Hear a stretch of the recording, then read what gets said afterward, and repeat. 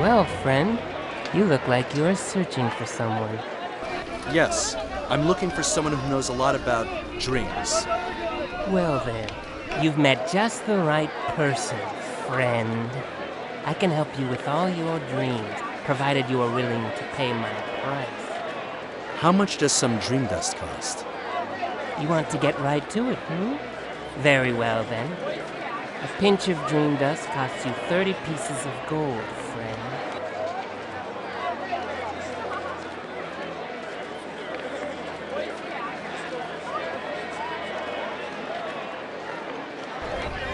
$30 of gold? Are you insane? We are talking about the very best dust available, my friend. Quality has its price. Well then, don't purchase anything. Whatever you desire.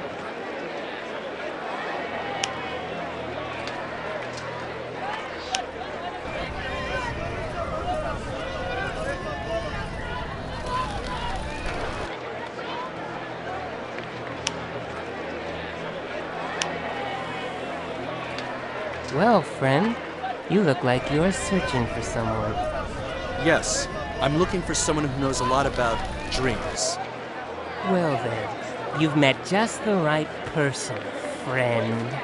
I can help you with all your dreams, provided you are willing to pay my price. How much does some dream dust cost? You want to get right to it, Very well then. A pinch of dream dust costs you 30 pieces of gold, friend.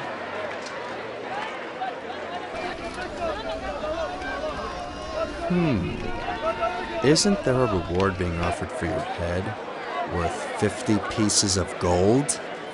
Wait. Let's say 20 pieces of gold, because it's you. A wise decision. I'll take the dust. Sweet dreams.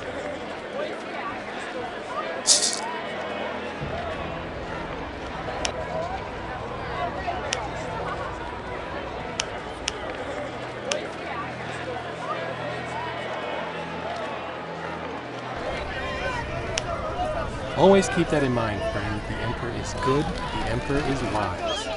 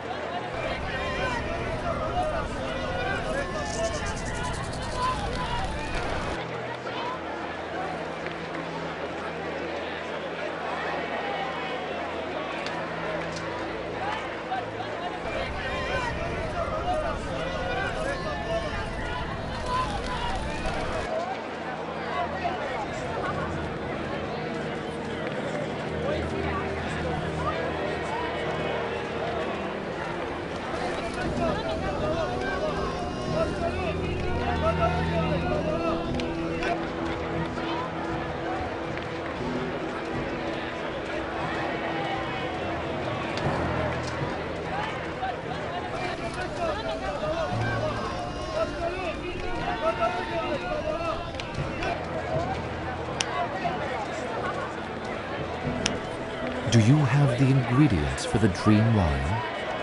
I have them. Here. Ah, you are a good person.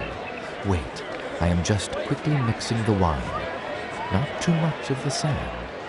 Here, take the wine and bring it to Lyria. Maybe you have to persuade him a little to drink it, but he will be grateful.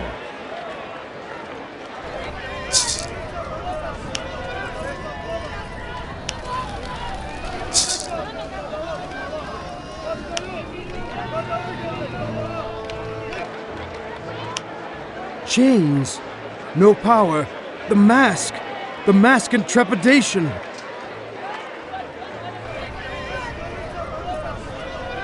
Take this dream wine. It'll bring you peace. Not the potion of life. Brothers, sisters, help! It's only dream wine, priest. Drink.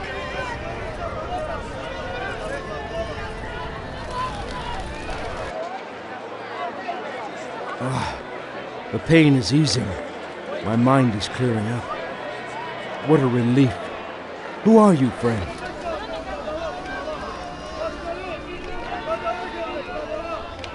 I'm a rune warrior who came to visit the Dryad. I've dreamt of you. You were taking Arian's book to a withered tree on the Hill of Bones. Arian needs you, rune warrior, and you have an important role in what is ahead of you. In your dream, did you also see how I managed to get into the palace? No, but I may be able to help you with worldly things. Take this robe. It identifies you as one of Arian's monks and legal advisors. Put on this robe and tell Sham Zero here at the western gate in the bazaar that you're one of Arian's monks and offer your services as a legal advisor. Why Sham Zero of all people? On the one hand, Sham Zero has a bad memory. He wouldn't recognize you even if you had been there 10 times. On the other hand, I supported him once and protected him from the dungeon. Since that time, he has been a friend of our order. He'll let you pass. He's a good man. But remember to wear the robe.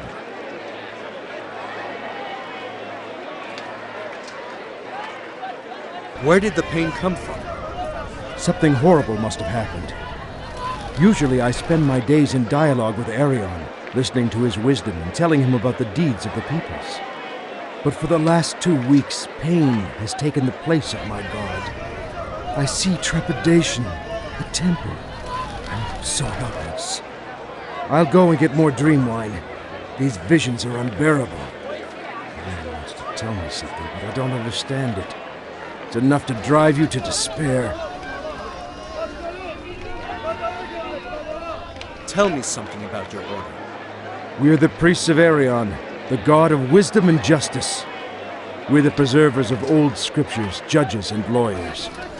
Here in the city of the godless, our work is held in contempt. But whenever defendants are too poor to afford an advocate, they call us to advise them in legal matters. Our life in the order is simple. We dedicate ourselves to the studies of law and history. But the secrets of magic are not unfamiliar to us. Before the Circle came to power, most mages were followers of Arion. Now our faith is almost forgotten. Though we have so much to give. And Arion is different from most gods of the Guardian Circle. He talks to us many times, opens up new ways of thinking, and has always had an ear for the peoples. But who asks for justice in a world that can be dominated by fire and swords? Tell me more about your dream. If I could only think of it. I remember a dark plain, lightning struck down. The bones of the slain were lying everywhere. No, it was an ocean. A surging ocean of bones I was walking over, crunching and crashing like a giant mill. Trees and cliffs, walls and cities were washed away, swept away and crushed to dust. But I was walking over the waves of bones, unaffected by it all, till I caught sight of a hill in the distance. It was a hill of bones.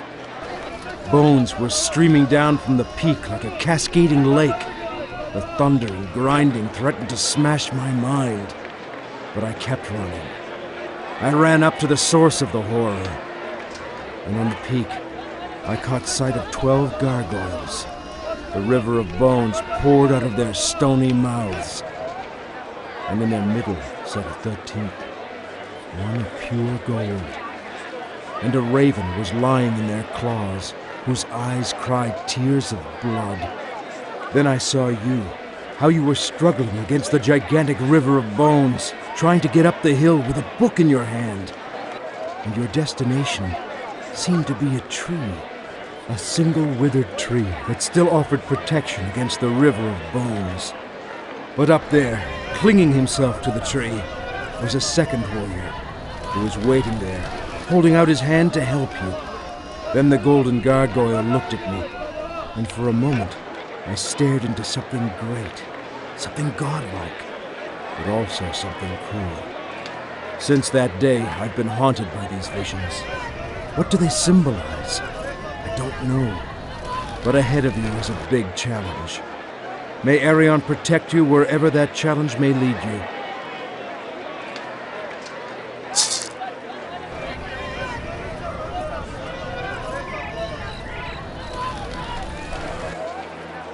Arion be with you.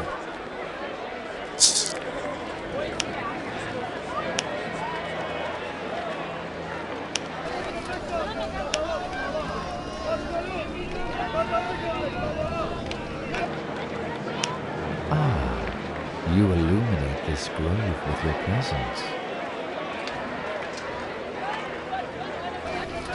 What about the belief in this city? Oh, there is only one god here in Empyria, and that is the Emperor. You have to know that this city still follows the old belief of the empire of dragon killers. But Empyria is a city of disbelievers, and hardly anyone cares about clerical matters, the least the Emperor himself. Why then doesn't one drive the priests away? The Emperor allows us to stay as long as we remain in the temple area and respect him. Here, we are healers and advisors. We look after the poor and the sick. We are far too useful for the Emperor to displace us. Which priest can one find here? There are, of course, the temples of Aenir and Tiara. Arion, Shannon, and Hirin also have shrines. Even Zerbo has a priest here. A group of elves preach for Elan, and a few dwarves sing for Nitoth.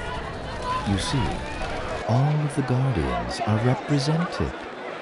There are also rumors about a secret shrine of the apostates somewhere nearby, but no one openly worships Nor or Zerah. Tell me more about the gods. My favorite day. About whom shall I report?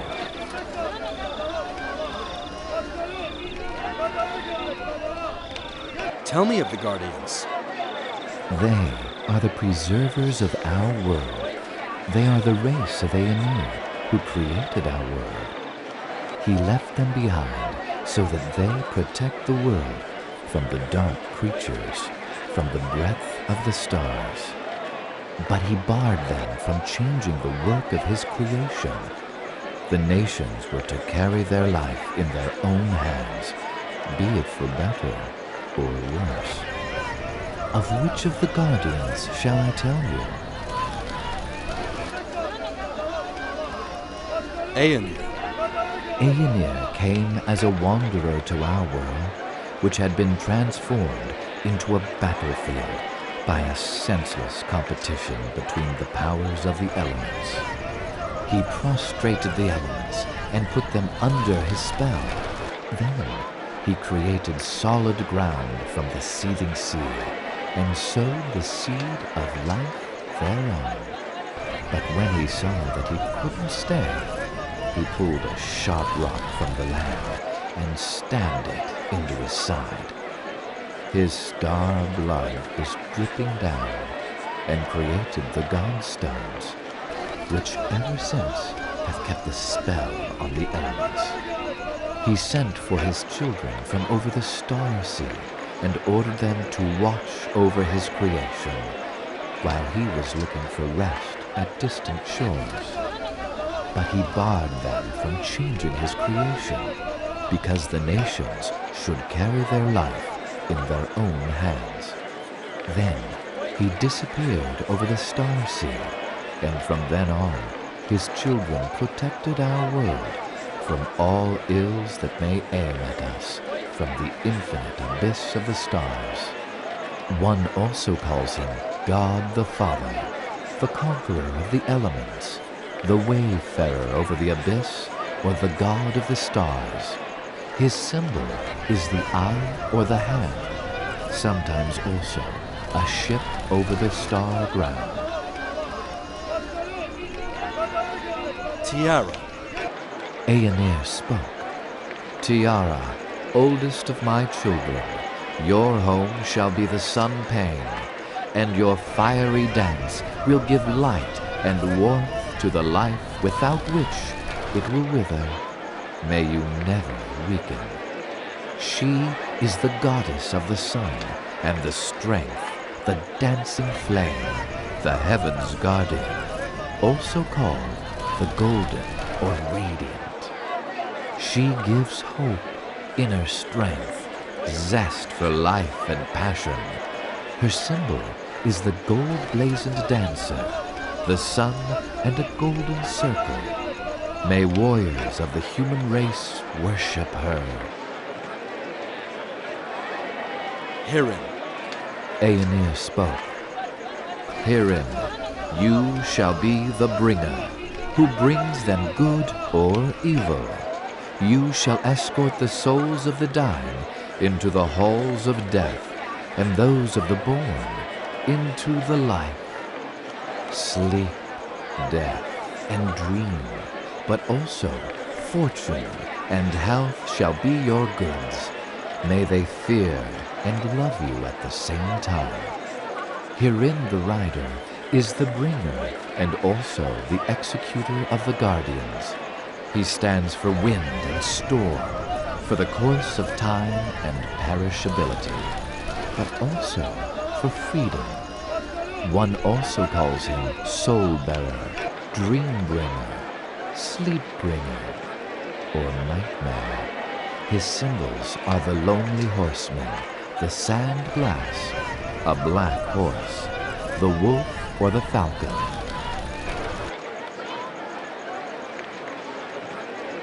Shana. Aenir spoke.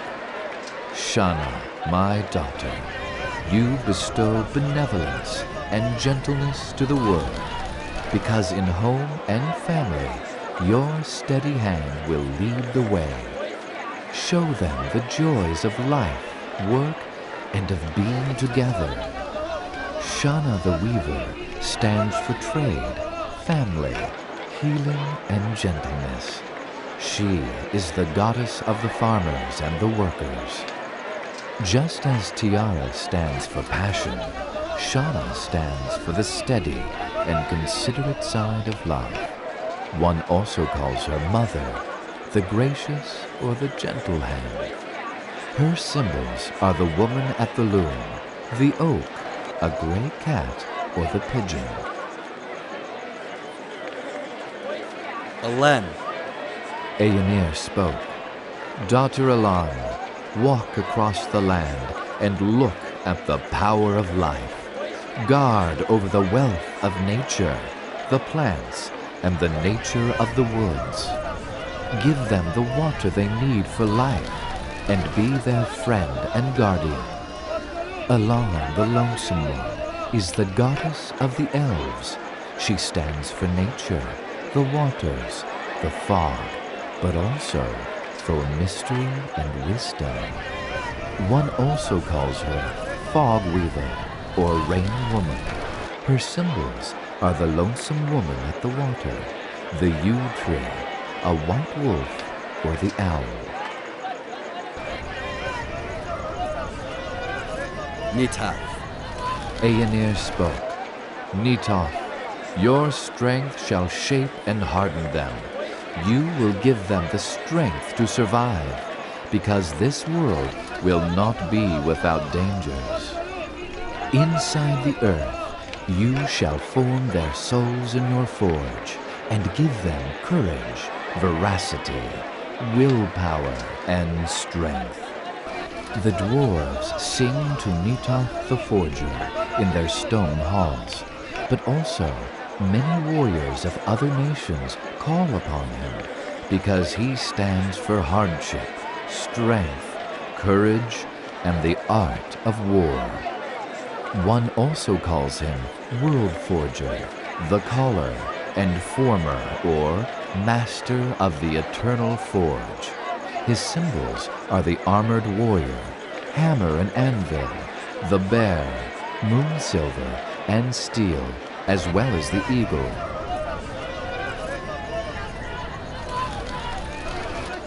Zerbo. Aenir spoke. But there shall also be those who are weak or double-minded, and whose life is not following the path of truth. They shall also have an intercessor, and that shall be you, Zerbo. May your craftiness and adroitness be of help and example for them.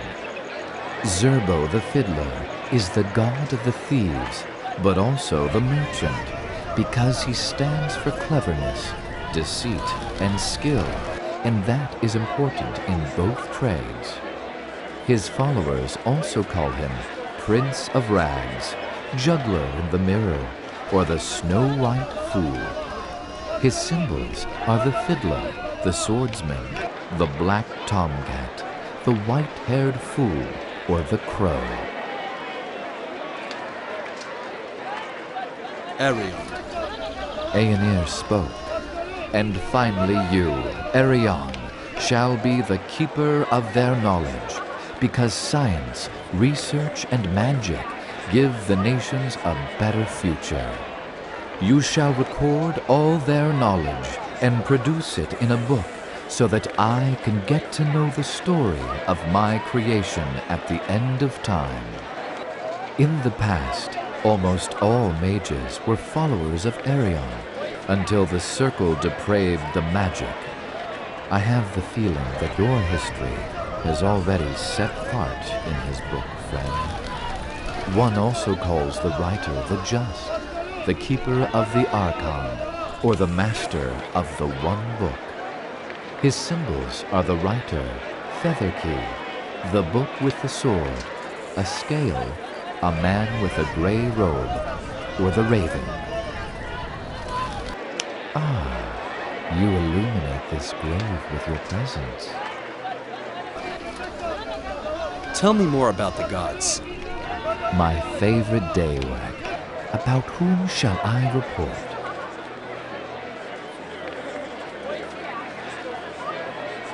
Tell me about the apostates. Once they were guardians, because they are also children of Aenir, but they contempt the laws of their father. They started to change the world at their discretion, created nations and countries just as they liked it. They attempted on command and worship, but the Guardians finally intervened and dispelled them from our world. Of which of the apostates shall I tell you? Nor. Aenir spoke. Nor, my son, you shall get the moon pane as your realm. Guard over night and sleep when Tiara has moved on. Your light will be cold, but a welcome sign to the creatures of the night. It was Nor who brought the guardian belief to our world, but he wasn't pleased with the role his father had assigned him, because the nations feared the night. He protested and tried to enforce the respect of the nations with his power. It came to a conflict between the brothers and sisters. When Zerah turned away, Nor followed him from the circle of the Guardians. Zerah created the nation of the Dark Elves for Nor, which is devoted to him until the current day.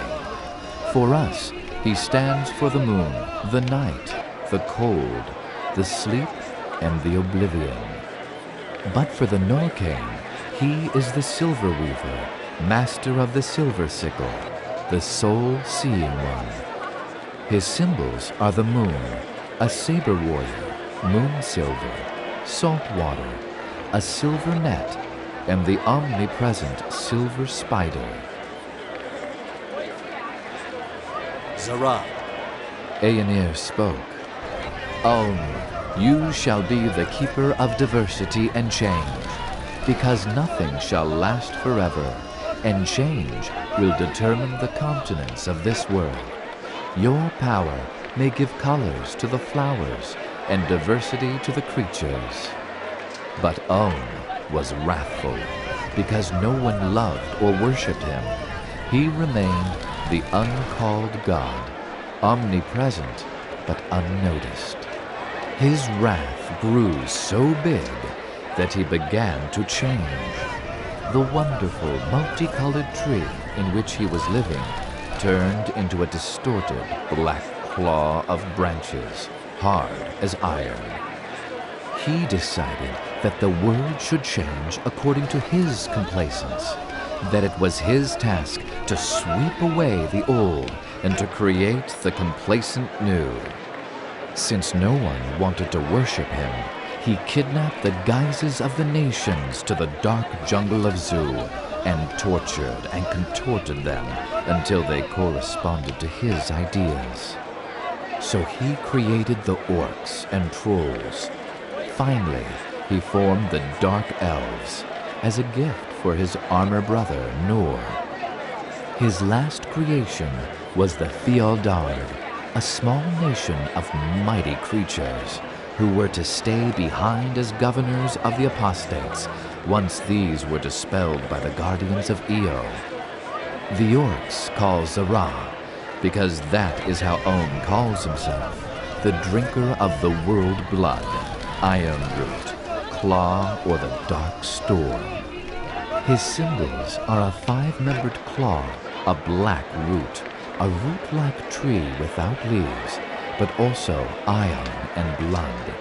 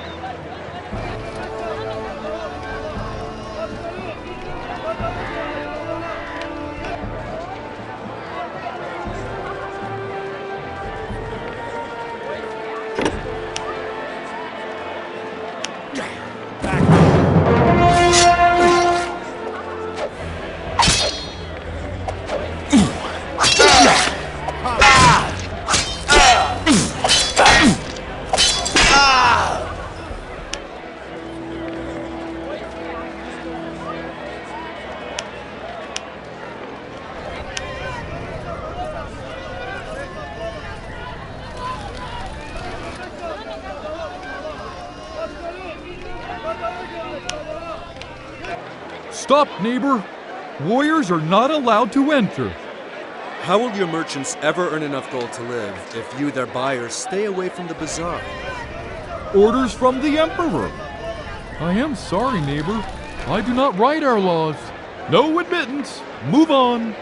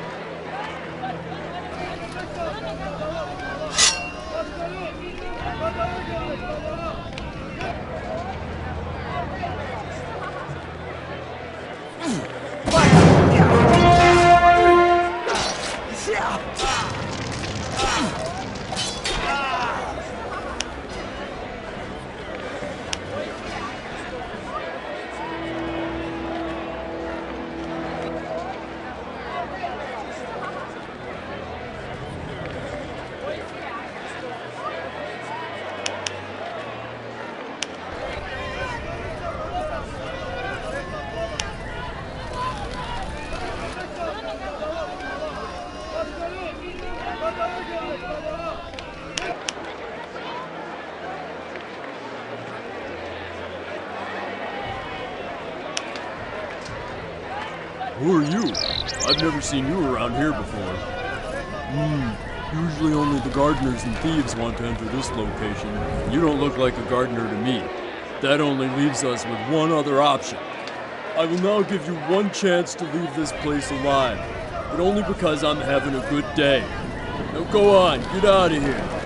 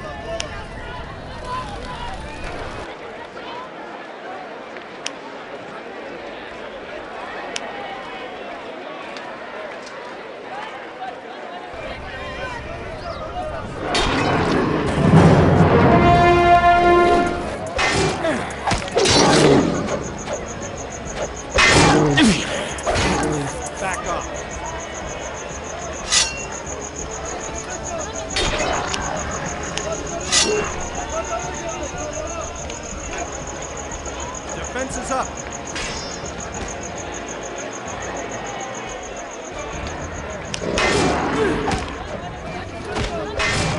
Fight! Yeah!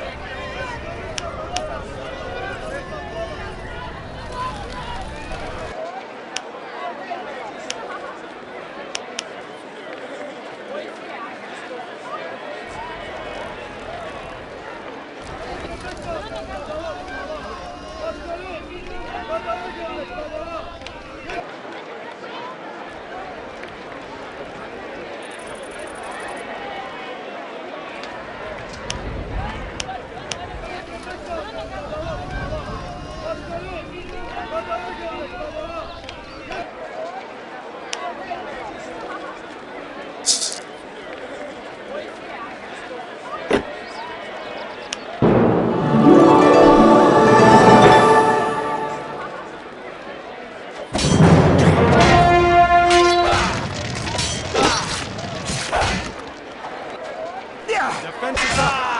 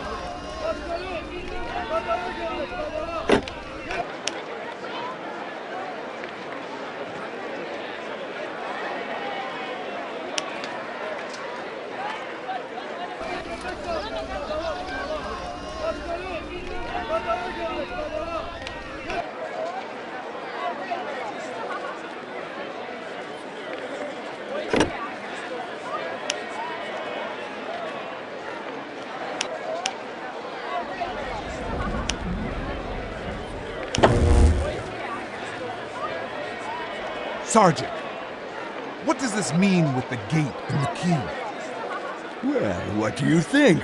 The Garden of Dryad is to be locked, you baboon. Nobody may see the woman under the tree anymore, unless it is the king himself. But why do I have to guard a stupid chest? The king should carry around his key himself. It is not your place to ask questions, lad. Someone will come sooner or later to collect the key, and until then, it is your job to guard the chest, man. Is that clear? Yes. Yes, what? Yes, Sergeant. That's better. Yes, lie yourself down again, you skunk.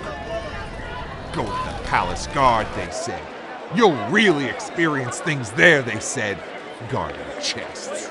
That's nothing.